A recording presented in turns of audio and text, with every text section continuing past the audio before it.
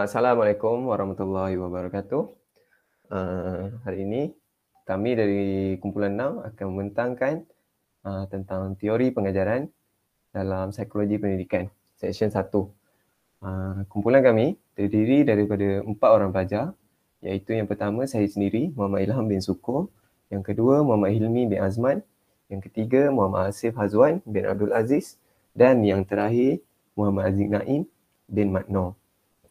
Okey, untuk teori yang pertama, iaitu teori behaviorisme.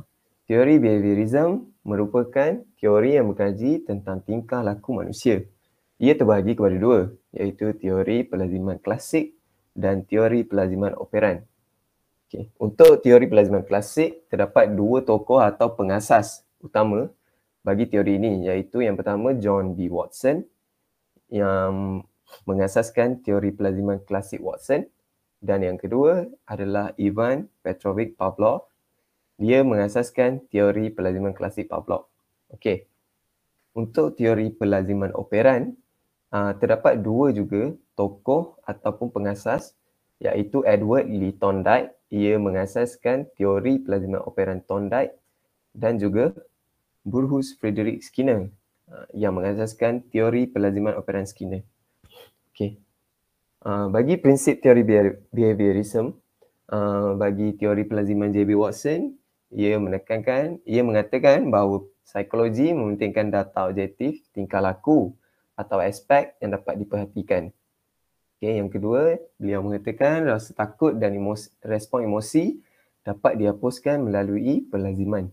Yang ketiga, tingkah laku manusia merupakan pergerakan otot.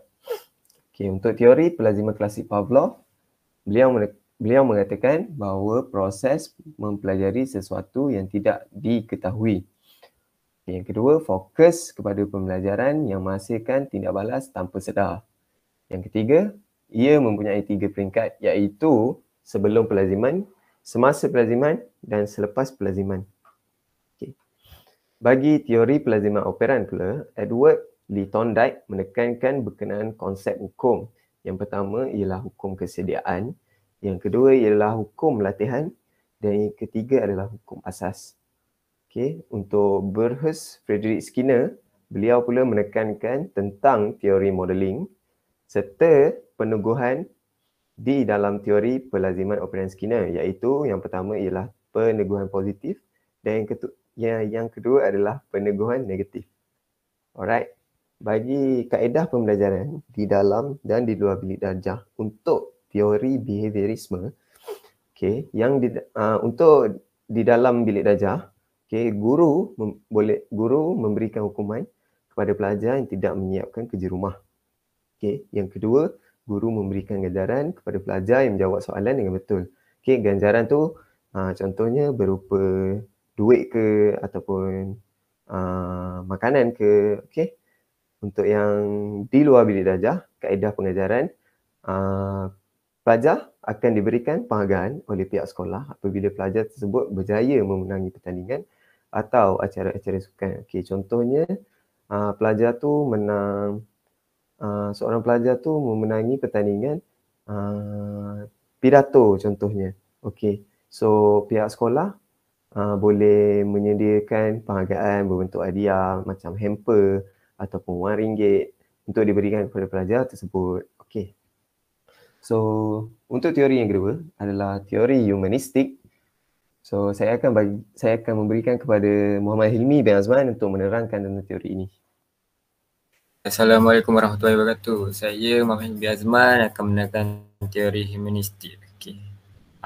Definisi bagi teori humanistik adalah satu perspektif fisiologi tentang kajian mengenai keseluruhan manusia, iaitu bukan sahaja melalui pemerhatian orang tetapi juga melalui pandangan individu. Teori humanistik juga menekankan tentang yang pertama, meningkatkan arahan diri dan kebebasan pelajar. Bagi kedua pula ialah membantu pelajar agar lebih bertanggungjawab. Yang ketiga pula ialah meningkatkan daya cipta pelajar, meningkatkan minat dalam bidang seni, dan juga akhir sekali meningkatkan naluri ingin tahu pelajar. Seterusnya, bagi prinsip teori humanistik.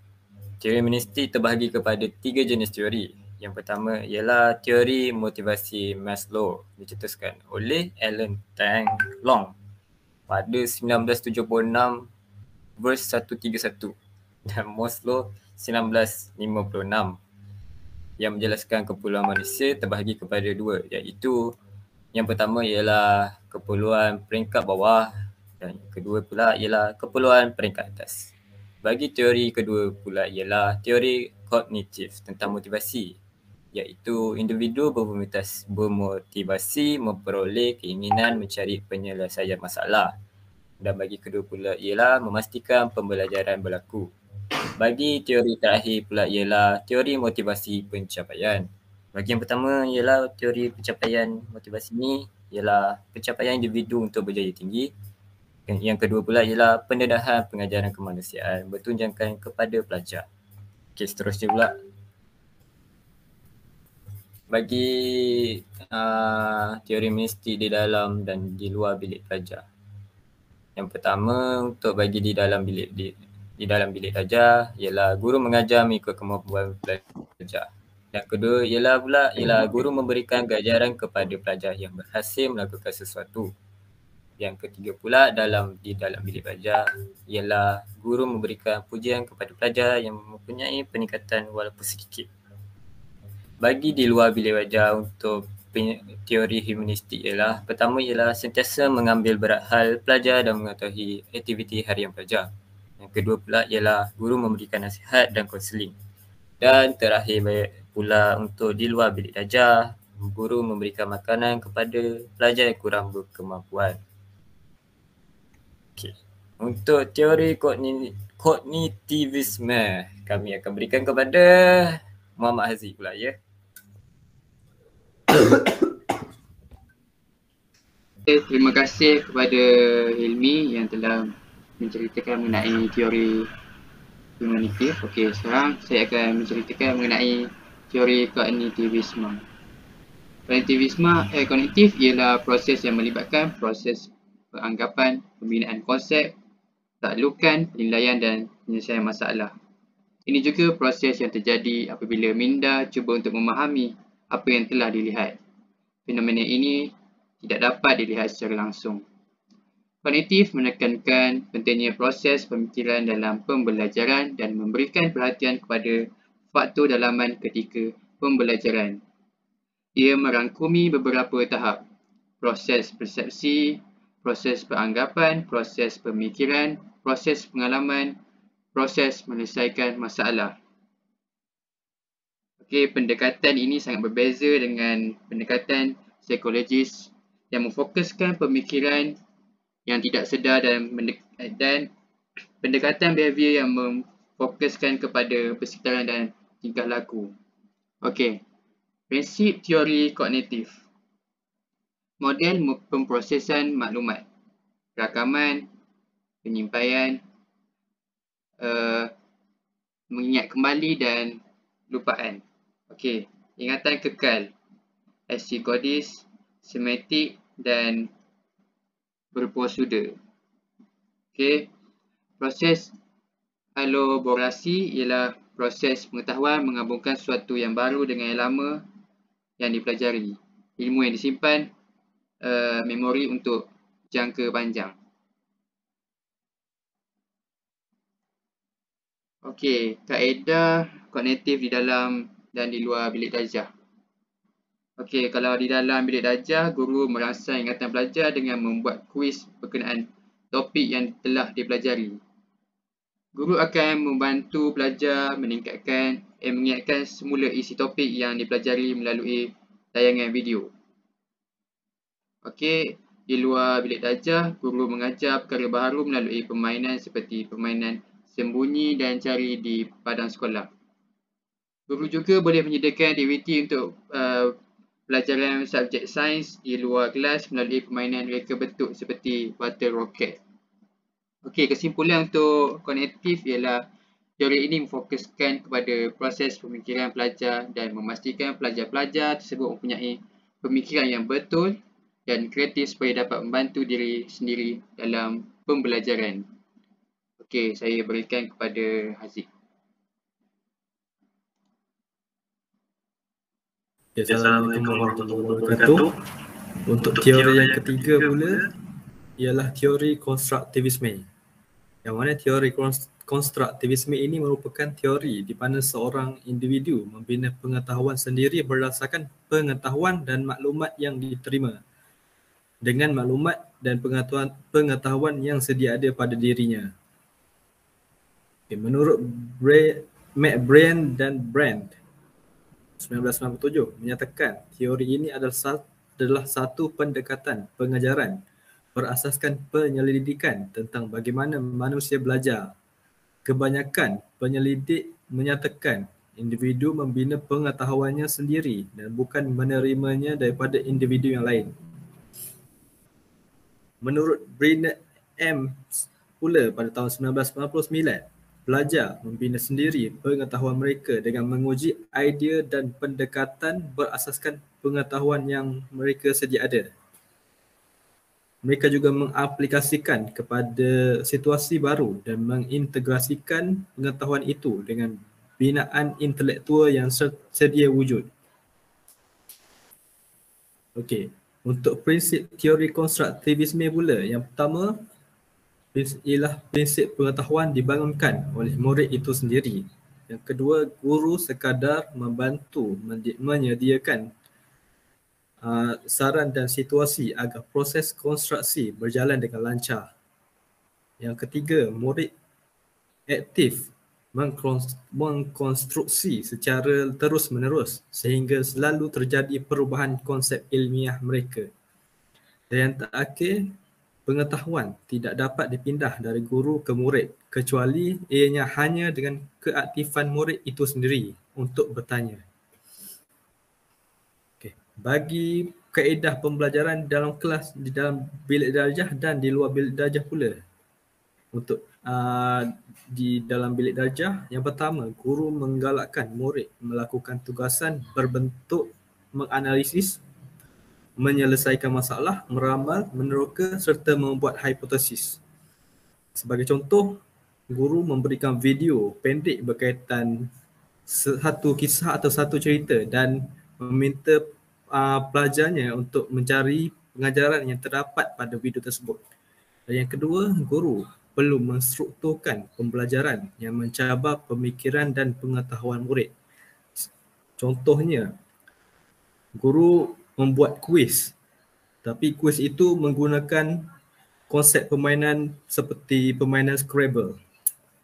Okey, bagi kaedah di luar bilik darjah pula, yang pertama, guru mengadakan aktiviti atau tugasan lapangan seperti menyiasat populasi siput babi ataupun kemandirian spesies yang mana memerlukan pemerhatian dan membuat hipotesis berdasarkan data yang mereka kumpul. Dan yang kedua pula, guru perlu menggalakkan murid menyertai aktiviti atau pertandingan yang berkaitan dengan konstruktif, iaitu berasaskan pemikiran dan pembinaan konsep ilmu pengetahuan seperti pertandingan robotik. Terusnya. Okey, bagi teori pengajaran yang terakhir iaitu teori konektivisme ataupun konektivisme. Teori konektivisme merupakan alternatif teori pembelajaran pada abad digital. Teori ini adalah integrasi prinsip yang dieksplorasi melalui teori Charles, network dan teori kompleksiti dan organisasi lain.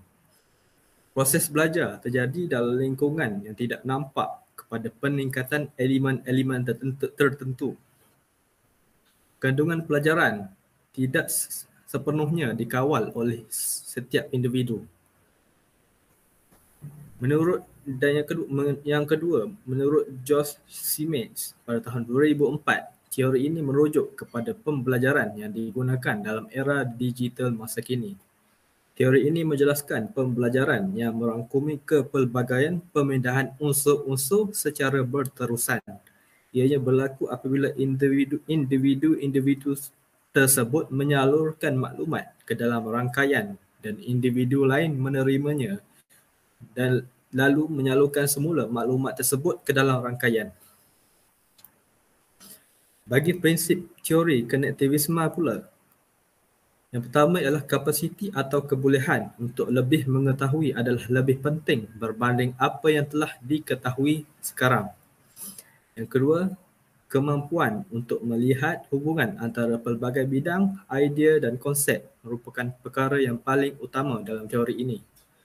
Yang ketiga, kebolehan dalam memilih apa yang dipelajari sangat penting dalam menghadapi kepadatan maklumat. Dan prinsip yang terakhir ialah membuat keputusan merupakan proses pembelajaran. Okay. Bagi kaedah pembelajaran dalam bilik darjah dan luar bilik darjah pula. Untuk dalam bilik darjah, yang pertama, guru memberikan tugasan berkumpulan mencari maklumat berkenaan dengan sesuatu perkara yang menggunakan gadget yang disediakan oleh pihak sekolah dalam waktu yang ditetapkan. Sebagai contoh, guru meminta pelajarnya untuk mencari maklumat berkaitan dengan cara untuk membuat animasi menggunakan software Microsoft PowerPoint. Dan yang kedua, guru mengajar cara penggunaan software seperti Microsoft Office ataupun software yang berkaitan dengannya, dan pelajar pula menerimanya serta mengaplikasikan semula menggunakan software tersebut. Dan untuk kaedah pembelajaran di luar bilik darjah pula, guru perlu membuat satu aktiviti yang berkaitan dengan penggunaan teknologi maklumat di luar bilik darjah. Yang mana contohnya seperti aktiviti melukis pemandangan atau suasana yang berada di luar ataupun mana-mana situasi dengan menggunakan gadget seperti telefon pintar ataupun laptop atau iPad yang diberikan oleh pihak sekolah ataupun yang pelajar, yang kepunyaan pelajar itu sendiri. Okey, itu saja daripada kami. Dan sekian saja daripada kami. Sekian, terima kasih.